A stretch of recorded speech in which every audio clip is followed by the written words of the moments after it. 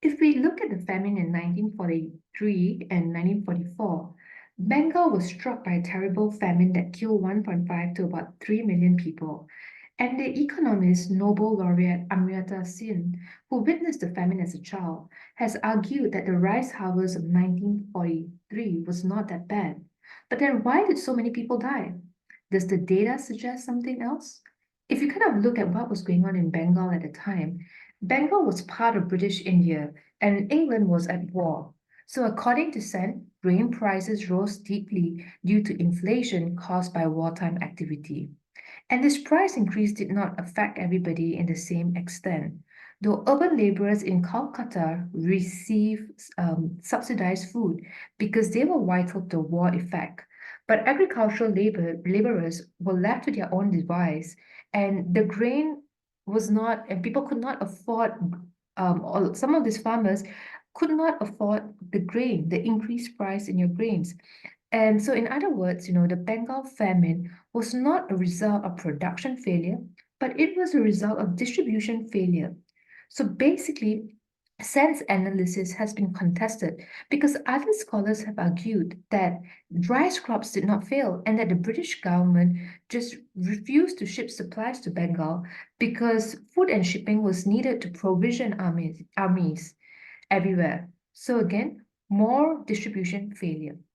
And also, what actually caused, and we kind of look at what was going on during the war. Wars also make countries vulnerable to distribution failures. And now, we move on to your Great Irish Potato, your Great Irish Famine. And what we also noticed that this happened in the 1840s and the 1850s. And there, the harvested, I mean, your potatoes, potato crops did fail. And that was actually Ireland's main food crop. And what was actually, again, going on, it was because when the potato crops failed due to that fungus-like pathogen, and it made it inedible not just for 1 year, but for several years in a row.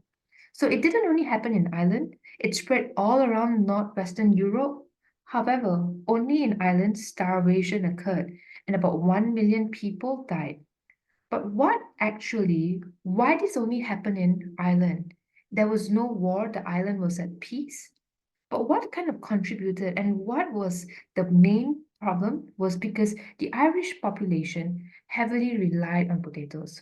And there was nothing else that was grown. And Ireland had very poor soils and a wet climate, so grains did not grow well. And in the 18th century, when potatoes were introduced to peasants all around the world, all around the country, and they started growing them, the population density increased. And so the dependency on a single crop also increased. But when it failed, Ireland was in serious trouble. But there was not only inequality in Ireland, there was also a few tiny elite wealthy landowners and a very, very small middle class and a large mass of very poor rural families. When the crop failed, the elite and the middle class felt little solidarity with the poor, and those that did, they did not want to help them, and they could not provide for so many people in need. And in that way, whatever relief that was going on in Ireland, it was done. It was done, but it was not organized, and it did not help either. So, in most European countries, basically local relief organizations distributed at least some food or cash among the poor. Not much, but kind of just enough to prevent starvation.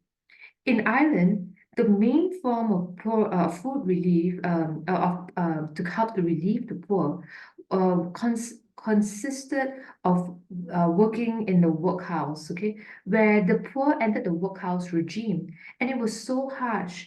The people did not go there until they were absolutely desperate. So your families basically were torn apart, and inmates had to give up their land. Nevertheless, at the peak of the famine, the workhouses were overflowing. And also, there was also the political and cultural components to the story. And in the middle of the 19th century, Ireland was officially part of the UK.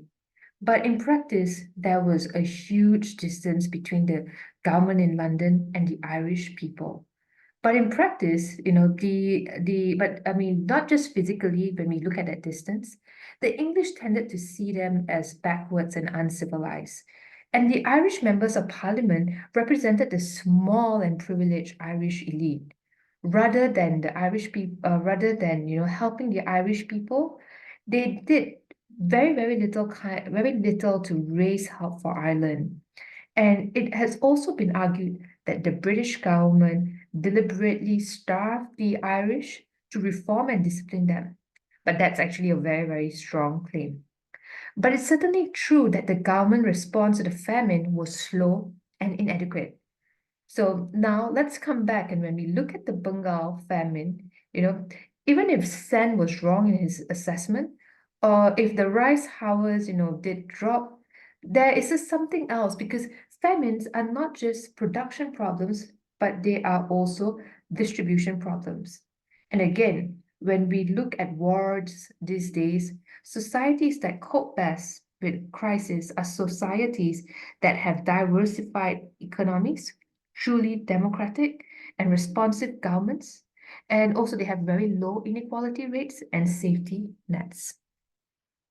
So, when we looking at if it's not food shortage, then what is actually going on? Like again, it's a distribution problem. And when we are talking about feeding more and more people, how are we going to eliminate world hunger today? How much food do we need?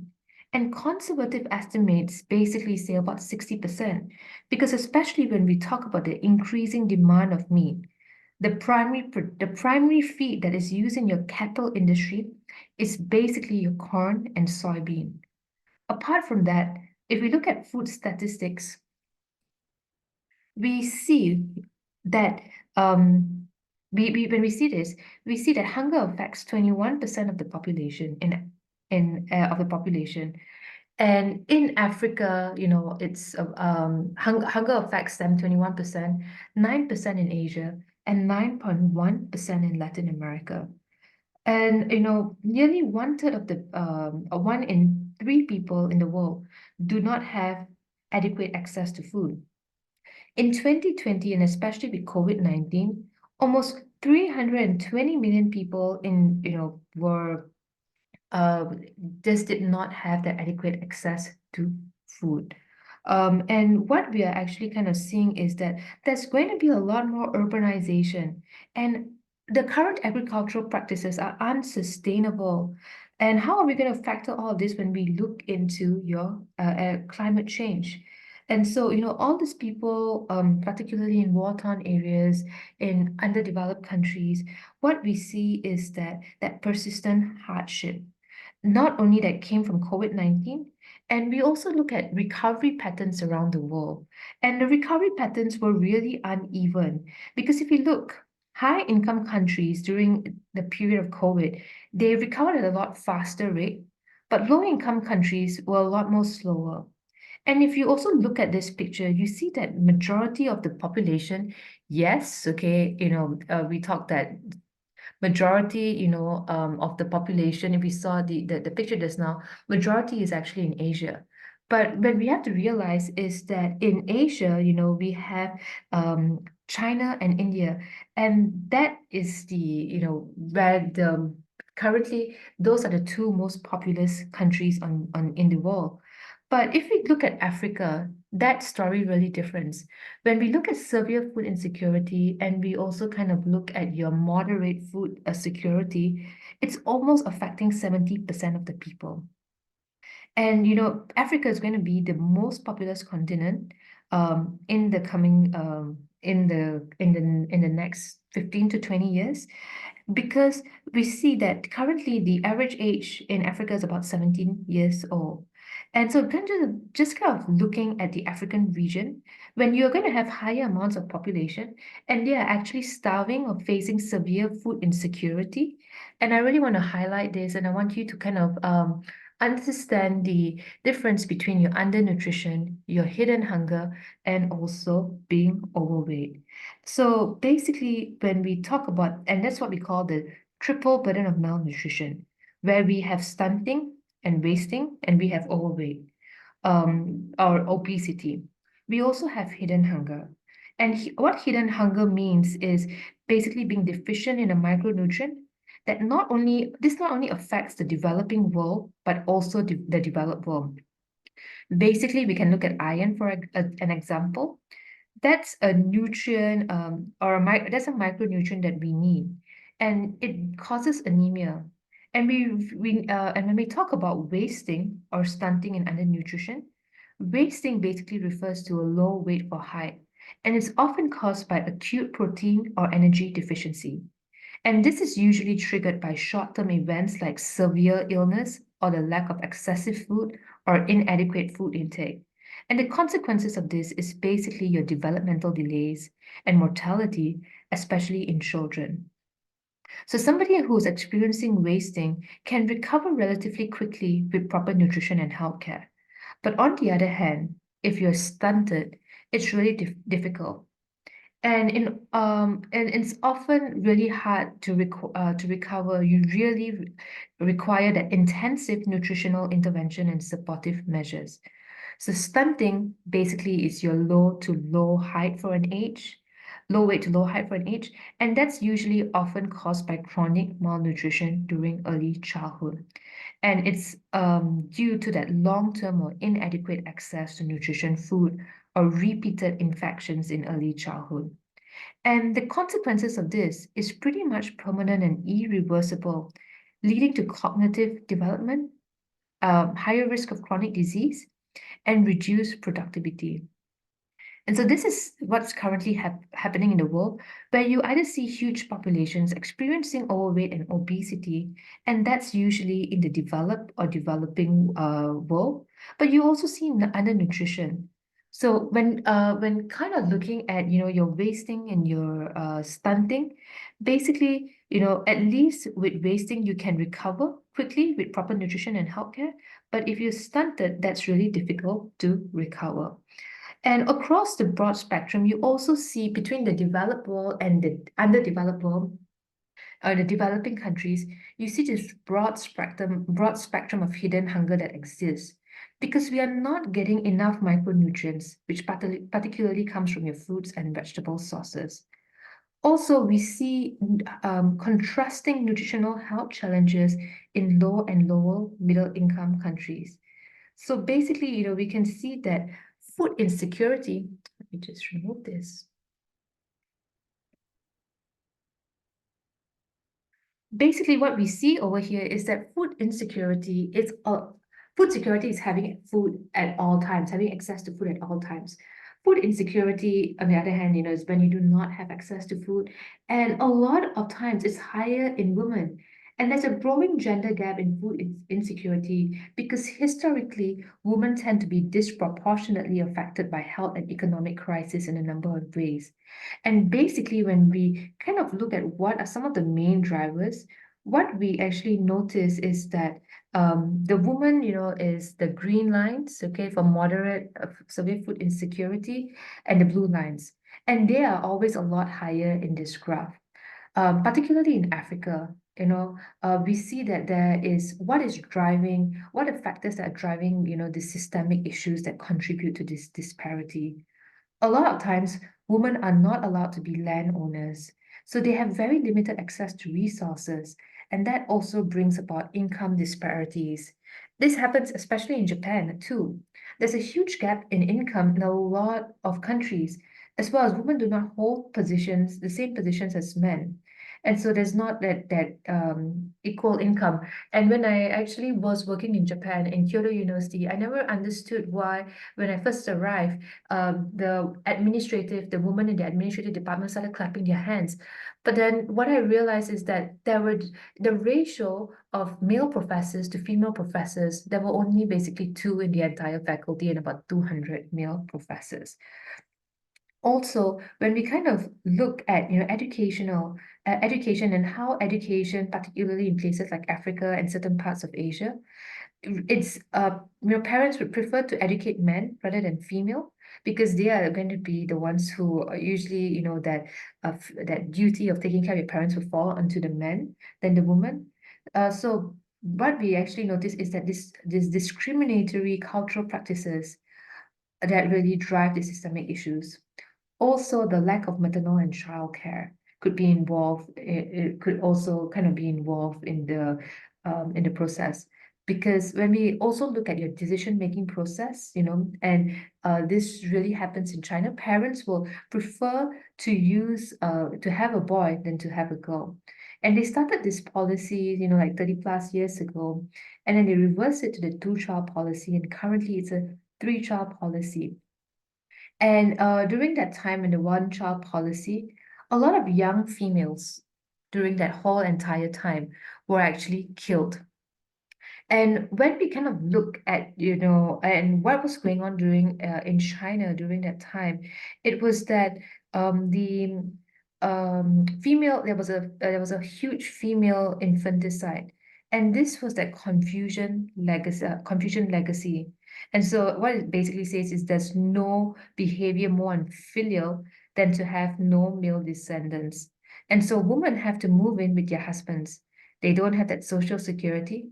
And because men and women, they usually it's the men who work on farms, and it's kind of that same thought process that men will be able to take care of their families, and the daughter-in-law will kind of take care of her parents or her father and mother-in-law.